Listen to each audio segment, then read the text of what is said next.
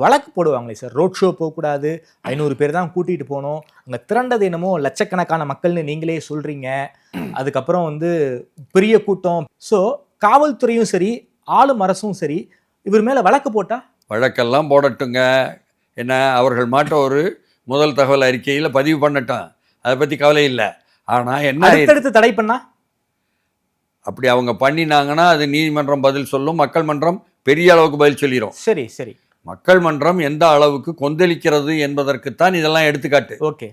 அதற்காகத்தான் அவர்கள் எதை செய்தாலும் அவர்களுடைய தொண்டர்களே, திமுக ஆட்சி எதை செய்தாலும் அந்த ஆட்சிக்கு ஆதரவான அந்த கூட்டணி கட்சிகளானாலும் சரி, அந்த ஆட்சியில் இருக்கக்கூடிய திராவிட முன்னேற்ற கழகத்தினுடைய தொண்டர்களானாலும் சரி, அவர்களுக்கு வாக்களித்து கொண்டிருக்கும் வாக்காளர்களானாலும் சரி, அவர்களே கோபப்படும் அளவுக்கு, அவர்களுக்கே பதில் சொல்லும் அளவுக்கு, வாயை மூடும் அளவுக்கு அவர் முதல்ல வந்த உடனே சொன்னார, இது அண்ணா என்ன முதலில் தொடங்கிய நின்ற இடம் திருச்சியில் நிக்கணும்னு ஆசைப்பட்டாரு.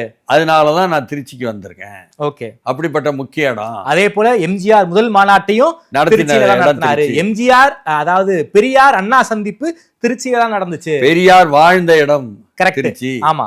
இதெல்லாம் எதுக்கு சொன்னாருன்னா, பெரியாரையும் அண்ணாவையும் வைத்துக்கொண்டு எம்ஜிஆரையும் கூட நண்பன் என்று சொல்லிக்கொண்டோ அல்லது எதிர்கட்சி சொல்லிக்கொண்டோ இருக்கக்கூடிய எல்லோரையும் முதல்ல தூக்கி முன்னால் நிறுத்தி பதில் சொல்லிட்டாரு.